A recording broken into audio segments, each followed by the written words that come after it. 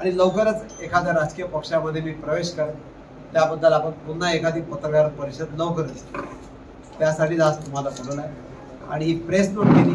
का बरं राजीनामा देता वगैरे सगळं यामध्ये, कारण एक अर्थतज्ञ म्हणून, एक वक्ता म्हणून आणि प्रवक्ते म्हणून मी बरेच काम केलेलं आहे।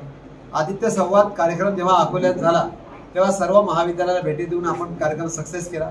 युवक युवतींचा मेळावा होता, मोर्चा होता, त्यामध्येही काम केलं आणि काम केल्यानंतर जेव्हा एक व्यवस्थित दखल घेतल्या जात नाही आणि तेली समाज हा बहुसंख्या आहे महाराष्ट्रामध्ये आणि तेली समाजाला प्रतिनिधित्व आम्ही मागितलं विधानसभेमध्ये, लोकसभेमध्ये आणि पक्ष नेतृत्वाने कुठल्याही प्रकारे सामान्य कार्यकर्त्यांशी चर्चा न करता तेली समाजाला प्रतिनिधित्व दिलं नाही। त्यामुळे आमची मागणी होती की समाजाला प्रतिनिधित्व द्या। अकोला पश्चिममध्ये सुद्धा आम्ही विकासाच्या मुद्द्यावर बरीच भूमिका मांडली, जनतेला ती आवडली पण होती भूमिका, तरी पक्षाने कुठलाही विचार नाही केला। त्यासाठी स्वखुशीत पक्षाकडे राजीनामा देत आहे। पक्षाला भविष्यात शुभेच्छा। राजीनामा कोणाला पाठवला?